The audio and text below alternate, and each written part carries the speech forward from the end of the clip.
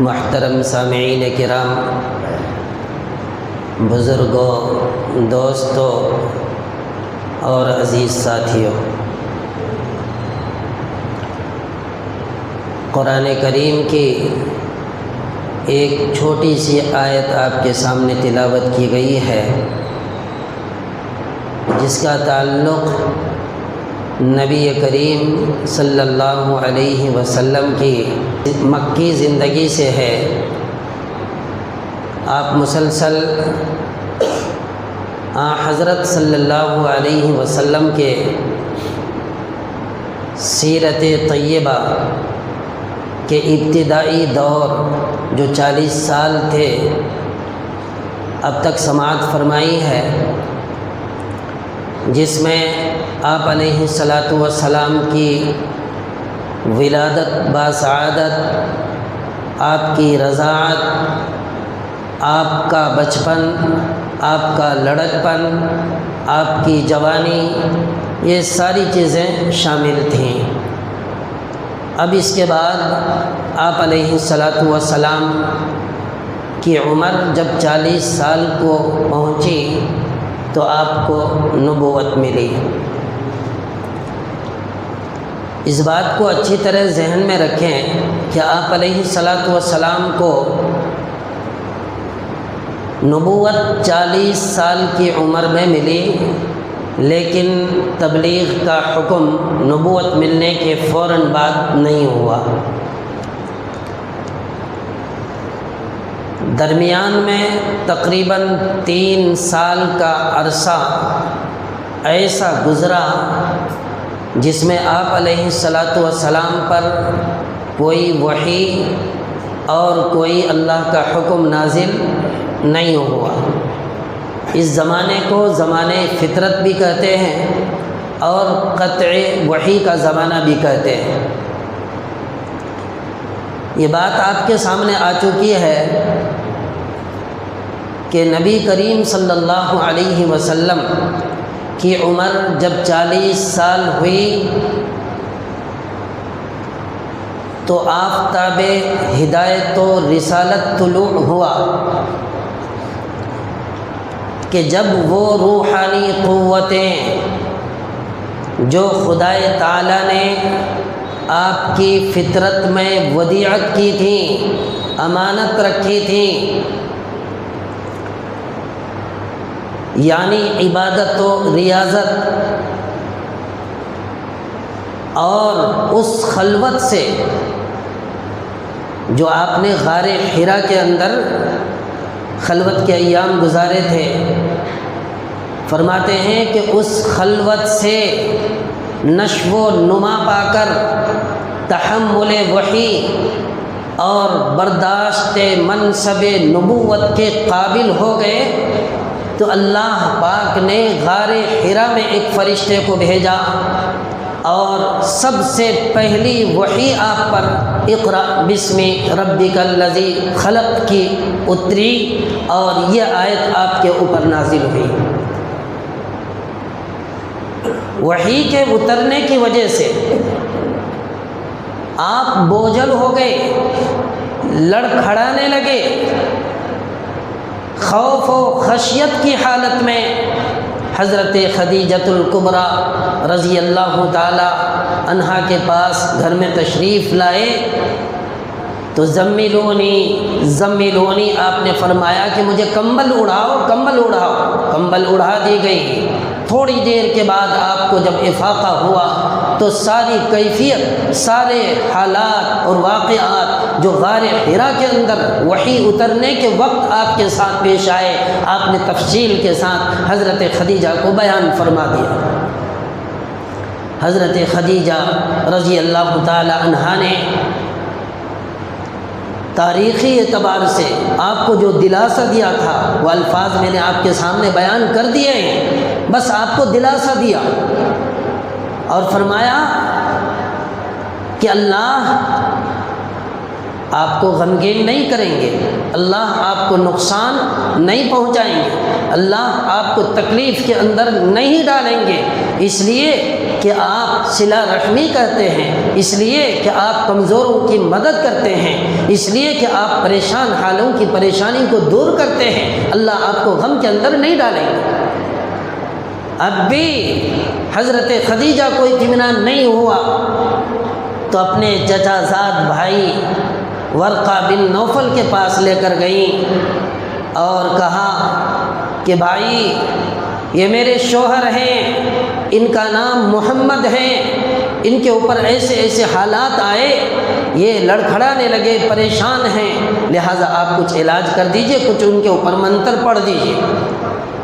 اس کی بھی تفصیل آ چکی ہے کہ آپ نے اٹھ کر جب دیکھا تو ساری نشانیاں، چونکہ آپ ایک عالم دین تھے، توریت کے عالم تھے، ساری چیزیں آپ کو معلوم تھیں، تو فرمایا کہ جن جن کتابوں کا، آسمانی کتابوں کا میں نے مطالعہ کیا ہے اور اس نبی کی جو جو علامتیں اور نشانیاں ان کتابوں کے اندر بیان کی گئی ہیں وہ ساری کے ساری ان کے اوپر ہو بہو صادق آتی ہیں، لہٰذا یہ محمد اب صرف محمد نہیں، اے خدیجہ مبارک ہو تمہیں کہ یہ محمد الرسول اللہ ہے، آج سے تم جو ہے محمد کی بیوی نہیں بلکہ محمد الرسول اللہ کی بیوی ہو، لہٰذا تم اس کو لے کر جاؤ، اس کو کچھ نہیں ہوگا۔ اس کے بعد رونے بھی لگے تھے وہ، تو پوچھا کہ آپ رو کیوں رہے ہیں؟ تو کہنے لگے میں اس لیے رو رہا ہوں کہ کاش میں اس وقت جوان ہوتا، کاش میں اس وقت موجود ہوتا جب نبی کریم صلی اللہ علیہ وسلم کو مکے کی گلیوں سے دھکے دے کر نکالا جاتا اور میں سرکل میں کھڑے ہو کر آپ کا دفاع کرتا اور آپ کی مدد کرتا، لیکن میں صاحب عمر ہو گیا ہوں، میری عمر ہو گئی ہے، میں شاید زندہ نہیں رہ پاؤں گا۔ تو بہرحال دوستو، بزرگوں، دوستو، اب جو ہے حضرت خدیجہ رضی اللہ تعالی عنہا وہاں سے واپس آ گئی۔ آنے کے بعد آپ علیہ الصلاۃ والسلام لگاتار پھر غار حرا جاتے رہے، آتے رہے، اور وہاں آپ پہلے ہی کی طرح وقت گزارنے لگے، اللہ کی عبادت میں، ریاضت میں، ذکر میں، اذکار میں۔ ایک مرتبہ کا واقعہ ہے کہ آپ علیہ الصلاۃ والسلام غار حرا سے واپس تشریف لا رہے ہیں، راستے میں پھر اسی فرشتے کو دیکھا، دیکھتے ہی چونکہ پہلی مرتبہ جو وحی کا بوجھ آپ پر پڑا تھا، آپ تلمل آ گئے تھے، فوراً آپ کو یاد آیا، آپ اسی طرح پریشان نظر آئے اور آپ کو ڈر ہونے لگا کہ کہیں ایسا نہ ہو کہ پھر دوبارہ وہی کیفیت، وہی حالات ہمارے اوپر آ جائے۔ آپ علیہ الصلاۃ والسلام جلدی جلدی گھر تشریف لائے اور چادر اوڑھ کر آپ لیٹ گئے۔ مورخین نے لکھا ہے کہ لیٹنے کے بعد آپ کے کانوں میں ایک پرجلال آواز آئی، یا ایھا المدثر قم فانذر وربک فکبر وثیابک فطہر والرجز فہجر۔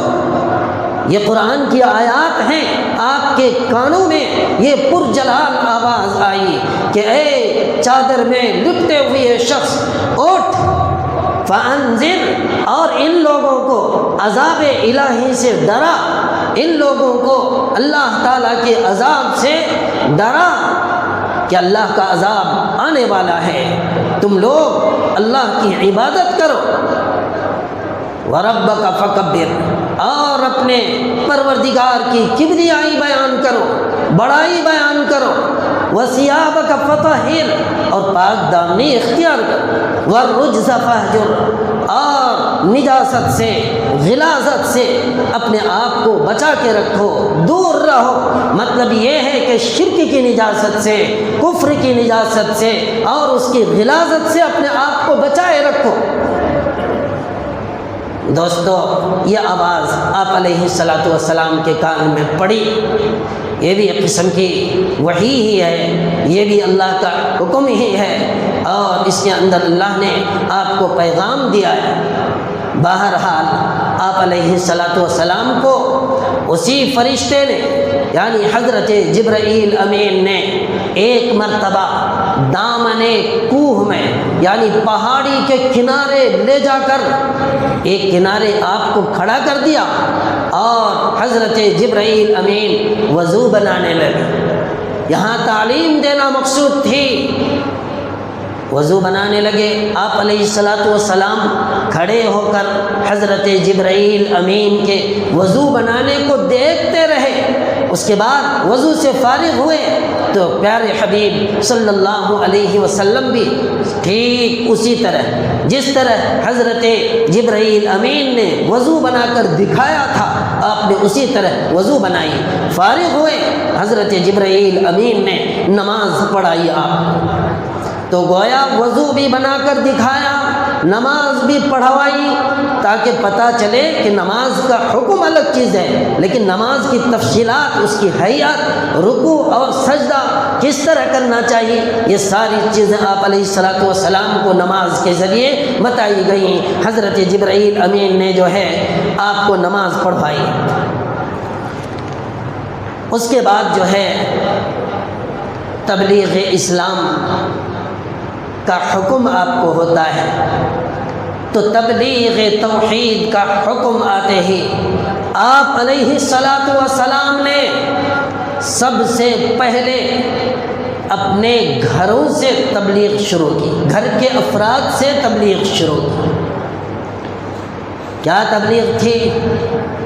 کہ کفر و شرک سے باز رہنے کی ترغیب اور توحید الہی کی طرف آپ علیہ الصلاۃ والسلام نے بلانا شروع کیا۔ چنانچہ آپ کی چہیتی بیوی حضرت خدیجۃ الکبریٰ رضی اللہ تعالی عنہا سب سے پہلے آپ کے اوپر ایمان لے آئی۔ پھر آپ کے چچا زاد بھائی بچوں میں حضرت علی بن ابی طالب رضی اللہ تعالی عنہ، آپ کا آزاد کردہ غلام حضرت زید بن حارث رضی اللہ تعالی عنہ ایمان لے آئے، اور اسی طرح آپ کے سچے پکے خالص مخلص دوست حضرت ابو بکر صدیق رضی اللہ تعالی عنہ بھی پہلے ہی دن آپ کے اوپر ایمان لے آئے۔ تو یہ سب کے سب جو تھے یہ آپ کے گھر کے افراد تھے، یہ ایک آپ کی بیوی، ایک آپ کے چچا زاد بھائی، ایک آپ کا آزاد کردہ غلام، ایک آپ کے صدیق سچے اور پکے دوست حضرت ابو بکر رضی اللہ تعالیٰ عنہ۔ اب گھر کے افراد جب آپ کے اوپر ایمان لے آئے تو ظاہر سی بات ہے کہ آپ کے اخلاص، آپ کے اخلاق و خصائل سے یہ لوگ بخوبی واقف ہوں گے۔ جب تک واقفیت نہیں ہوئی ہوگی تب تک کیسے ایمان لے آئے ہوں گے؟ آپ کا چلنا، آپ کا پھرنا، آپ کا اٹھنا، آپ کا بیٹھنا اور آپ کے معاملات، آپ کی معاشرت، آپ کی تجارت، جب تک ان لوگوں نے غور سے آپ کو نہیں دیکھا ہوا تب تک ایمان لانے کا سوال پیدا نہیں ہوتا۔ تو غور سے آپ کو دیکھا، آپ کے اخلاق دیکھے، پھر ایمان لے آئے۔ چونکہ حضرت ابو بکر صدیق رضی اللہ تعالی عنہ کا اثر و رسوخ قریش مکہ میں بہت زیادہ تھا، آپ کے اثر سے قریش مکہ کے بھی بہت سارے لوگ ایمان لے آئے۔ ان میں حضرت عبد الرحمن بن عوف اور حضرت عثمان بن عفان اور دیگر بہت سارے صحابہ ایمان لے آئے آپ کے اثر و رسوخ سے۔ یہ 13 سالہ مکی زندگی کا ذکر کر رہا ہوں، اس کے بعد ایک چھوٹی سی جماعت، ایک چھوٹا سا گروہ تیار ہو گیا۔ یہ لوگ جو ہے خاموش اسلام قبول کر کے اسلام کے اعمال کے اوپر عمل کر رہے تھے۔ قریش مکہ کا خوف ان کے اوپر چھایا ہوا تھا، کھلے عام نماز نہیں پڑھ سکتے تھے، کھلے عام اذان نہیں دے سکتے تھے، ایک قسم کا خوف تھا، دہشت تھی کہ کب کس کی طرف سے کوئی تکلیف پہنچ جائے۔ بہرحال یہ لوگ جو ہے پہاڑ کی گھاٹی میں جا کر نمازیں پڑھا کرتے تھے۔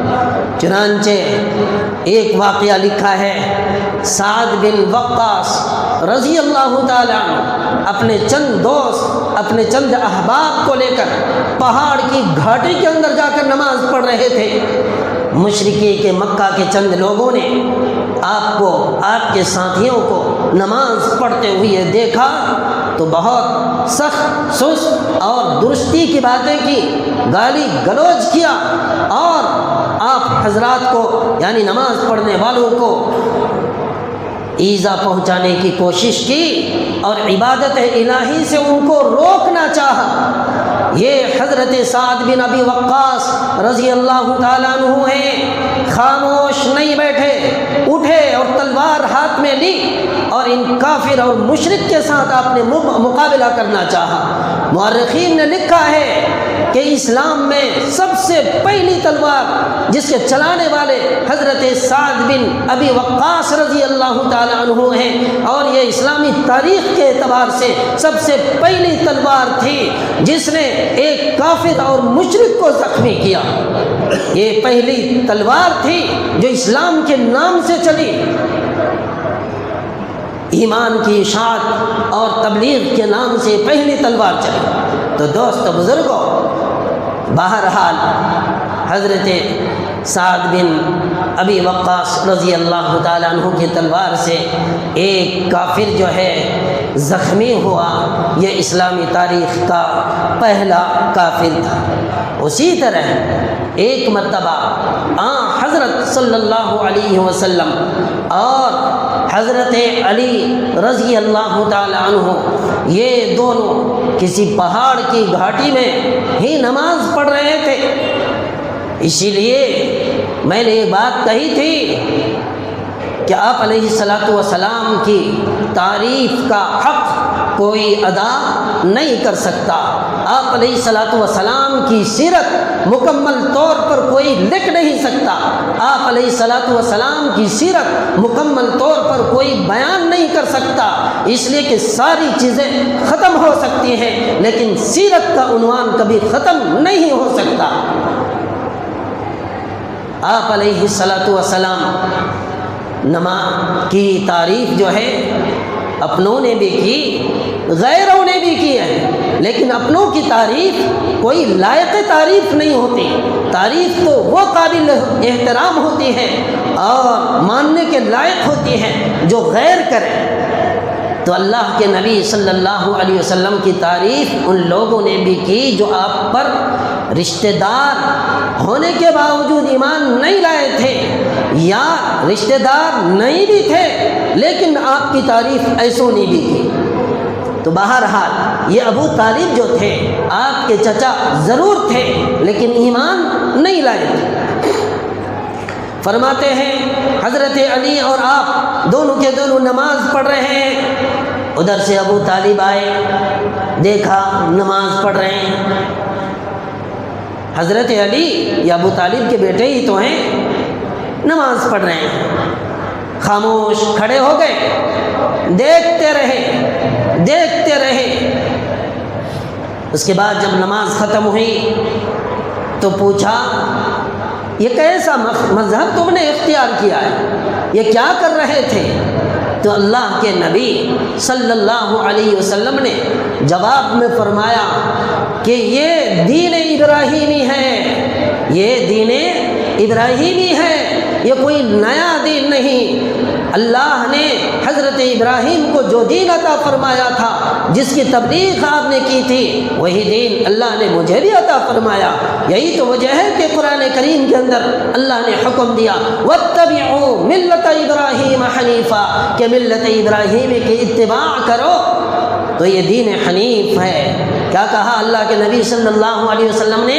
یہ دین ابراہیمی ہے، یہ کوئی نیا دین نہیں ہے۔ اب سنیے، ابو طالب ابھی ایمان نہیں لائے ہیں، اللہ کے نبی صلی اللہ علیہ وسلم موقع کی طاق میں تھے، موقع سے فائدہ اٹھاتے ہوئے کہا چچا جان آپ ایمان لے آئیے، آپ کلمہ پڑھ لیجئے، آپ اسلام قبول کر لیجئے، کامیاب ہو جائیے گا، آخرت بن جائے گی، دنیا بھی اچھی ہو جائے گی۔ ابو طالب نے کیا کہا؟ کہ میں اپنے آبا و اجداد کے دین کو چھوڑ نہیں سکتا، میں تمہارے دین کو قبول نہیں کر سکتا، ادھر چھوڑ نہیں سکتا، ادھر لے نہیں سکتا۔ مگر ایک بات کہی اس کے بعد۔ علی رضی اللہ تعالیٰ عنہ وہیں تھے، ان کو مخاطب کر کے کہتے ہیں کہ اے علی، محمد صلی اللہ علیہ وسلم کا ساتھ نہ چھوڑنا، محمد کا ساتھ نہ چھوڑنا، محمد سے دور مت ہونا، اس لیے کہ مجھے یقین ہے، مجھے یقین ہے کہ یہ نیکی اور بھلائی کے علاوہ برائی کے راستے کی طرف تمہیں نہیں لگا سکتے۔ کون کہہ رہے ہیں؟ آپ کے چچا کون کہہ رہے ہیں؟ ایمان ابھی تک نہیں لائے ایسا شخص کہہ رہا ہے کہ مطلب یہ ہے کہ محمد کے اوپر ایمان تو نہیں لا سکتا، مگر ویسے میں محمد کا احترام کرتا ہوں، میں ان کو مانتا ہوں۔ اس لیے علی کو وصیت کرتے ہیں کہ تم ان کا ساتھ نہ چھوڑنا۔ کیوں؟ اس لیے کہ بھلائی کے علاوہ تمہیں برائی کی طرف یہ کبھی نہیں لگا سکتے۔ تو اپنوں نے بھی آپ کی تعریف کی، غیروں نے بھی آپ کی تعریف کی، اور اصل تعریف جو ہوتی ہے دوستو یہ غیروں کی تعریف ہوتی ہے۔ اسی لیے ابو طالب کا تعریف کرنا، ابو طالب کا علی کو وصیت کرنا یہ معنی رکھتا ہے۔ الغرض 3 سال تک اسی طرح مسلمانوں کی ایک چھوٹی سی جماعت جو ہے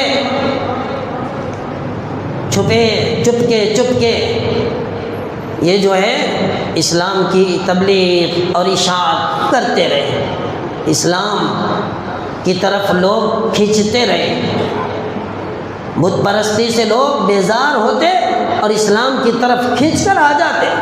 اس طرح بہت سارے لوگوں نے اسلام قبول کر لیا اور اچھی خاصی ایک جماعت تیار ہو گئی۔ اب نبی کریم صلی اللہ علیہ وسلم کو حکم ہوتا ہے فَاصْدَعْ بِمَا تُؤْمَرُ، کہ جس چیز کا آپ کو حکم دیا گیا ہے، جو کام آپ کے سپرد کیا گیا ہے، وہ کھول کر آپ بیان کر دیجئے، واضح کر دیجئے، تمام لوگوں کو واقف کرا دیجئے۔ فَاصْدَعْ بِمَا تُؤْمَرُ، کھول کر بیان کر دیجئے۔ وَأَعْرِضْ عَنِ الْمُشْرِكِينَ، اور ان کافروں سے، ان مشرکوں سے آپ کو بالکل ڈرنے کی ضرورت نہیں ہے، یہ آپ کا کچھ نہیں بگاڑ سکتے۔ اِنَّا كَفَيْنَاكَ الْمُسْتَهْزِئِينَ، ہم آپ کے لیے کافی ہیں۔ یہ جو استہزاء کرنے والے ہیں، جو مذاق اڑانے والے ہیں، ان کو ہم ان کے مذاق کا جواب دیں گے، ان کو سزا مل کر رہے گی۔ لہذا آپ کو گھبرانے، پریشان ہونے، ان کافروں مشرک سے ڈر کر اپنی دین کی تبلیغ کو، اشاعت کو روکنے کی ضرورت نہیں، لوگوں کو کھول کر بیان کر دیجیے۔ اب حکم ہو گیا، اللہ کے نبی صلی اللہ علیہ وسلم پہاڑ کی چوٹی پر چڑھ جاتے ہیں۔ اس زمانے کے ماحول، اس زمانے کے اصول کے مطابق آپ علیہ الصلاۃ والسلام پہاڑ کر چڑھ کر جو ہے آپ اعلان کرتے ہیں، یا معشر القریش، کہ اے قریش کی جماعت ہو۔ ایک ایک قبیلے کا نام لے کر آپ نے بلانا شروع کیا۔ تو جیسے ہی تمام لوگوں کو آپ نام لے لے کر بلانا شروع کیا، لوگ سنتے گئے اور آتے گئے، جمع ہوتے گئے۔ اللہ کے نبی صلی اللہ علیہ وسلم کی پکار پر جو ہے سارے لوگ آ گئے۔ آنے کے بعد اللہ کے نبی صلی اللہ علیہ وسلم نے ابھی تبلیغ شروع نہیں کی۔ اللہ کے حکم کو ان لوگوں کے سامنے کھول کر تو بیان کیا، لیکن تبلیغ شروع نہیں کی۔ سب سے پہلے اپنی کتاب کھولی، کیا فرمایا؟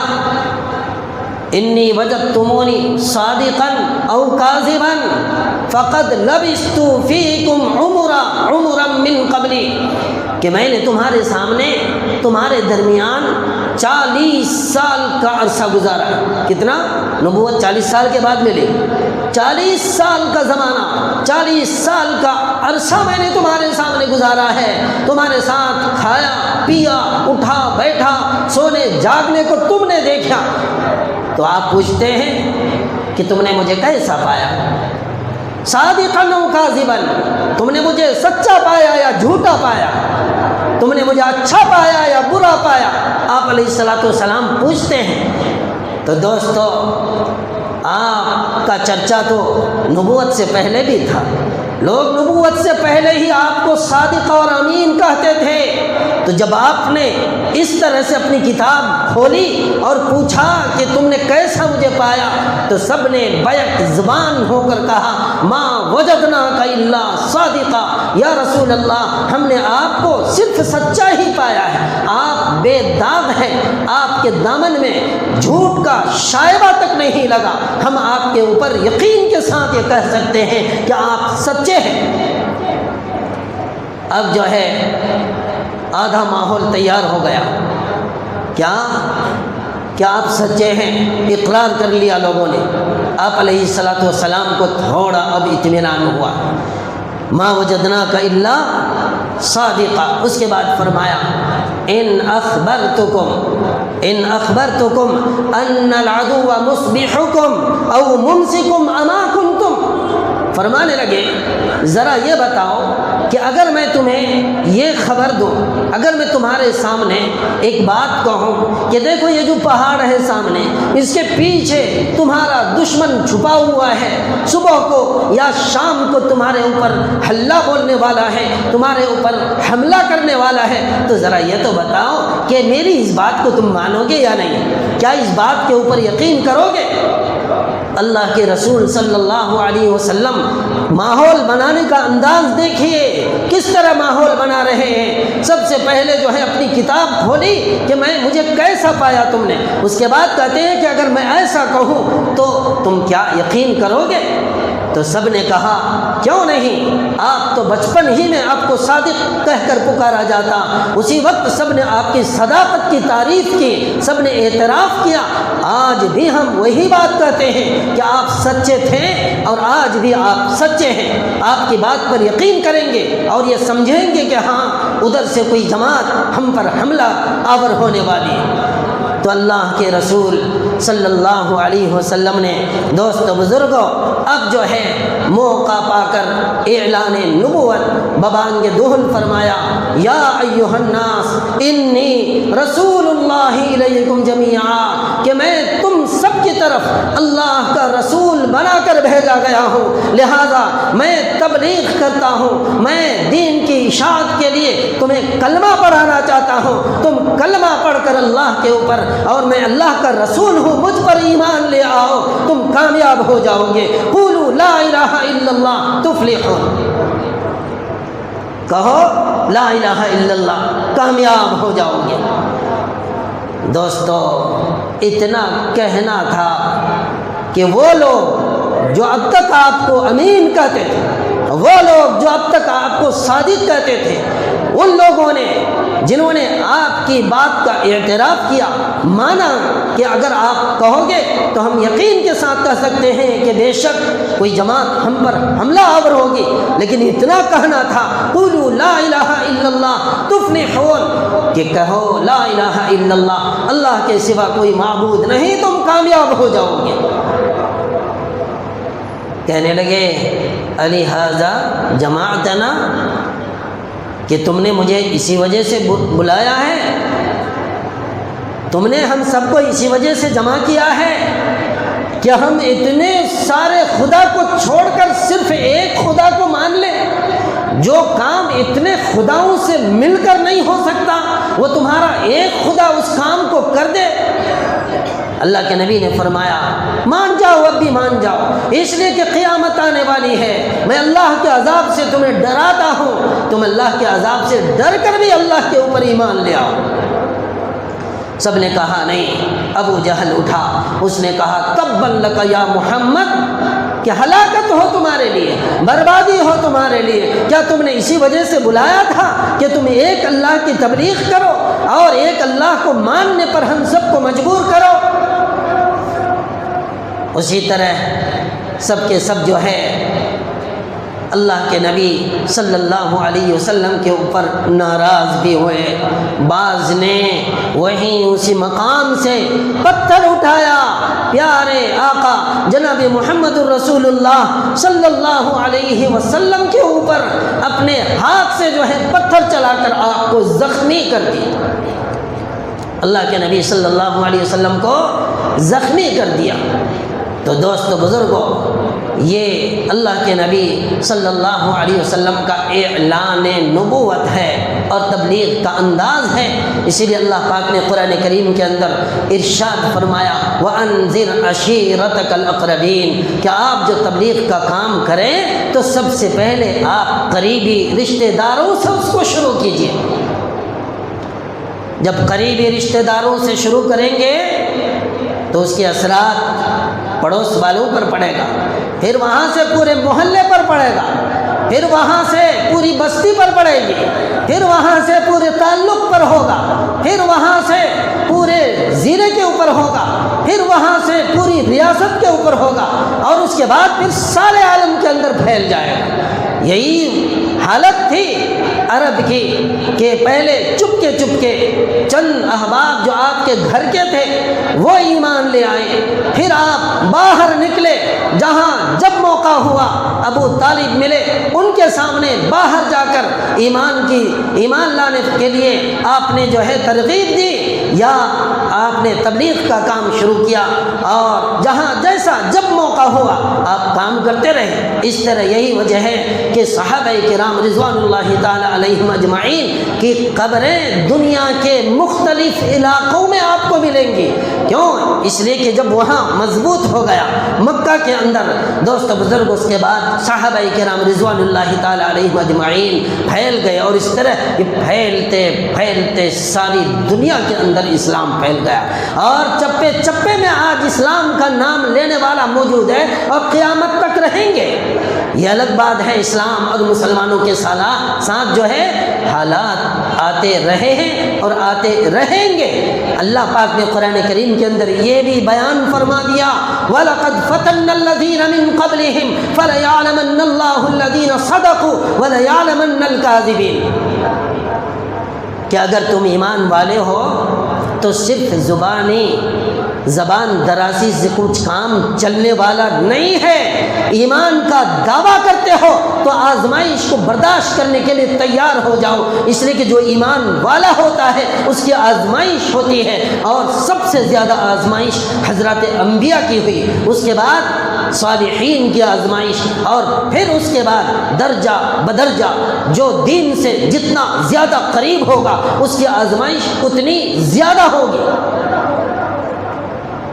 دیندار لوگوں کی ہمیشہ آزمائش ہوتی رہی، صحابہ کی کئی سی آزمائش ہوئی۔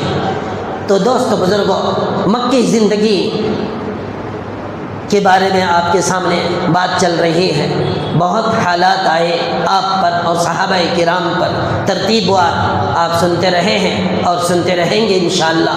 بس دعا کیجئے کہ اللہ کے نبی اور صحابہ کا جو جذبہ تھا دین کی اشاعت کا، تبلیغ کا، آج ہم اپنے اندر اس جذبے کو پیدا کریں، وہی طریقہ اختیار کریں۔ ہمارا گھر خراب ہوگا، دنیا کا کوئی فرد بھی اس کو مانے گا نہیں۔ گھر اگر مضبوط ہے تو لوگ ماننے پر تل جائیں گے، مجبوراً ماننا پڑے گا۔